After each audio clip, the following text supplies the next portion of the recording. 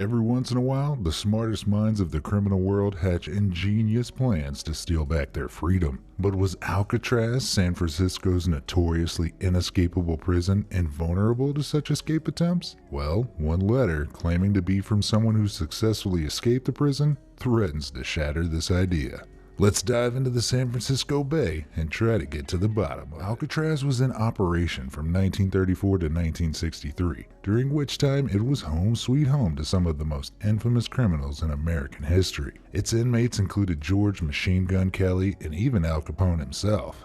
It was designed to be a prison for America's most troublesome inmates, as its armed guards, towering steel walls, and isolated location made escape seemingly impossible. Even if an inmate made it out of the building somehow, they'd then have to find their way across the natural freezing cold moat of San Francisco Bay. The bay was rumored to have currents powerful enough to drown even the strongest swimmers in seconds, and that's not to mention the great white sharks. With its reputation considered, you can imagine the San Francisco Police Department's surprise when they received a letter in 2013 claiming to be from an Alcatraz escapee. But how could someone possibly escape from Alcatraz and live to tell the tale? Let's rewind. In 1962, 4 men planned an escape from Alcatraz. The mastermind behind the plan was Frank Lee Morris. A career criminal, Morris was convicted of his first crime at the age of 13. Before he was even old enough to buy cigarettes, he'd been arrested for everything from drug possession to armed robbery. But despite his troubled life, Frank was highly intelligent, scoring 133 on an IQ test administered in prison. Unfortunately, he applied his high IQ for almost solely criminal endeavors. It made him a nightmare for prison wardens. In the late 1950s, he escaped from prison in Louisiana, trying to avoid serving a 10-year sentence for bank robbery. When he was recaptured in 1960, he was sent straight to Alcatraz. If the cops ever jokingly told him to try getting out of this jail, they'd have to eat those words less than 2 years later. Escapees 2 and 3 were brothers and criminal partners John and Clarence Anglin from Georgia. When the brothers were in their 20s, they branched out from their jobs as seasonal farm workers and started robbing banks. They were initially successful, but as criminals, they had their quirks. The brothers claimed that the only weapon they ever used was a toy gun, as they disliked the idea of physically hurting anyone during their robberies.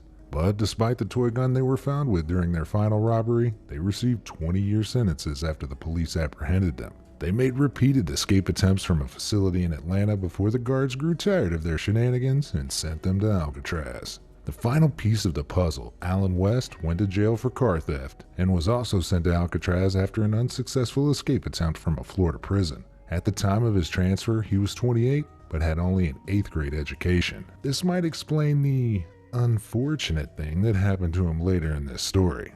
Stay tuned to find out West's crucial mistake. These 4 prisoners were next-door cell neighbors in Alcatraz, and after becoming acquainted, they were soon working on an escape plan. Over the course of 6 months, each of them painstakingly gradually widened the ventilation ducts in their cells. This is where the cleverness of Frank Lee Morris really flourished. Under his guidance, they chipped away using discarded saw blades from the prison workshops, spoons stolen from the mess hall, and an electric drill fashioned out of a vacuum cleaner motor. They hid their progress from the prying eyes of the guards by covering it up with cardboard painted to resemble the walls. The noise their work created was masked by the din of the daily music hour, something Alcatraz staff had introduced to try and make things less grim. When the holes were big enough to crawl through, the 4 men began slipping away every night to the vacant top level of the cell block. There, they stealthily assembled life preservers in a 6x14-foot raft out of stolen raincoats, hand-stitched together and sealed using heating pipes.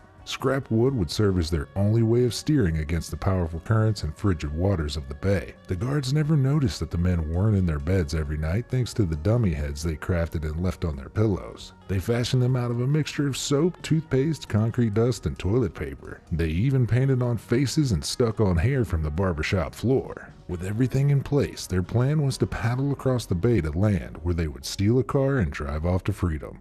Eventually, the big day arrived. Night fell and each man wriggled his way to the roof. All but one, that is. Unfortunately for Alan West, he'd used cement to keep his vent in place so that the guards wouldn't notice he'd removed it, and it had hardened. By the time he got it off, it was too late. Morris and the Anglin brothers had no choice but to leave without him. The escapees took their gear with them, climbed down a vent pipe to the ground, then scaled a couple of 12-foot tall barbed wire fences. Eventually, they reached the shore near the island's power plant, which was a blind spot for all the searchlights and gun towers.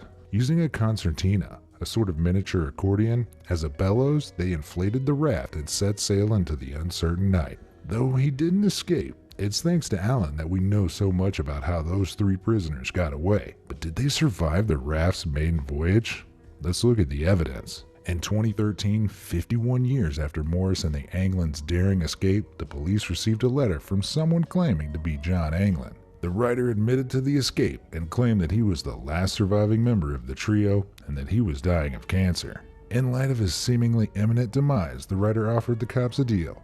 He would turn himself in if they promised to get him medical treatment and less than a year of jail time. But was this extraordinary letter really from John Anglin? He would have been 83 in 2013, so it's certainly possible that he would have been alive, provided he survived the trip across the bay in 1962, that is. The letter was carefully examined for fingerprints and DNA, and the handwriting was expertly analyzed, but results were inconclusive. Without certainty either way, the letter's origins may seem dubious at first, but there are convincing reasons to believe the trio made it off the island alive, which may give credibility to the letter. While the FBI officially concluded in 1979 that the 3 men drowned after their escape in 1962, their bodies were never found, and not everybody was convinced. The U.S. Marshals Service, for instance, officially lists the case as still open to this day. When commenting on the case, one U.S. Marshal named Michael Dyke noted that the bodies of 2 out of every 3 people who go missing in San Francisco Bay are eventually recovered. Seeing as none of the 3 escapees were ever officially found, dead or otherwise, this may give extra statistical backing to the claims of a successful escape. On top of this, a police officer on the night of the break reported spotting an illegal boat near Alcatraz at 1 a.m. This aligns with the escape, which likely took several hours and began at around 10 p.m. Based on this, some theorized the trio had outside help of some kind.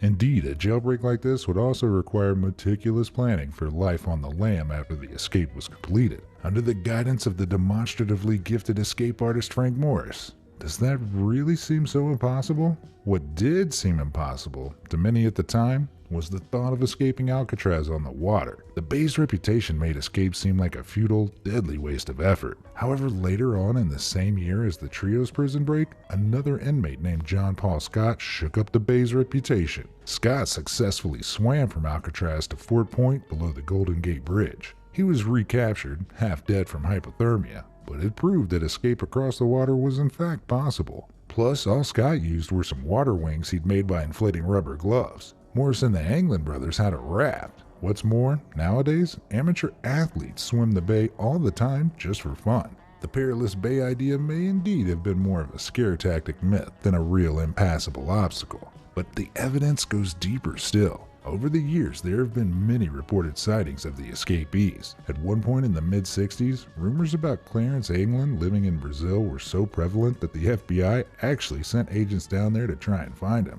In 1967, someone claiming to be a former classmate of Frank Morris told police that he'd bumped into him in Maryland and that he now sported a beard and mustache. On top of that, family members of the Anglins have reported receiving countless unsigned postcards, seemingly from the brothers over the years. The Anglins' mother even received flowers from an anonymous source every Mother's Day until she died in 1973, and 2 tall, odd-looking women in heavy makeup reportedly attended her funeral. When their father died, 2 mysterious men with large beards showed up at the funeral home, cried in front of the casket, then left. Could these have been the slapdash comical disguises of 2 masters of escape and evasion? Years later still, in 1989, there were reports that the trio were in Florida. A woman called the Unsolved Mysteries tip line and said she recognized a picture of Clarence Anglin as a man living on a farm near her home. Another unrelated woman also reported seeing him in the same area.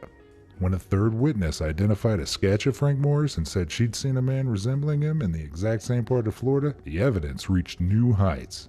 But could these witnesses merely be people pranking the police? Were conspiracy-prone individuals simply seeing what they wanted to see? Or could the trio really have survived their perilous raft trip and fled to the Sunshine State? The reliability of these accounts is questionable, no doubt, but the evidence stretches further than personal stories. Arguably, the strongest evidence of a successful escape is the evidence of an FBI cover-up. The FBI had claimed at the time of the escape, and in the decades that followed, that no evidence of a successful escape had ever been discovered. There was, they claimed, no evidence of a raft making it to shore, nor of any car thefts to facilitate a getaway. But despite official statements in 1962, it was later revealed that evidence of a homemade raft and paddle was found on Angel Island, north of Alcatraz, the day after the escape. Not only that, but a 1955 blue Chevrolet was stolen that night, shortly after the escape, by no less than 3 men. The choice to withhold this evidence until the early 2010s does seem to suggest a cover-up. After all, why would this information be withheld for decades if there was nothing more to the case, and the men drowned like the FBI said they did? It certainly arouses suspicion. But there's one last piece of evidence that some take as proof of a successful escape. A photograph taken in 1975, which supposedly features both Anglin brothers. The photo was given to the Anglin family by an old family friend in the 90s who claimed to have encountered the brothers in the 70s. The picture was recently examined by a facial recognition analyst who concluded that the men it showed could indeed be the brothers. If the photo really is them, then their escape was a success. And with the evidence of a cover-up and countless reported sightings and contacts with the Anglin brothers, is a deathbed confession letter beyond possibility? Well, I guess that's up to you.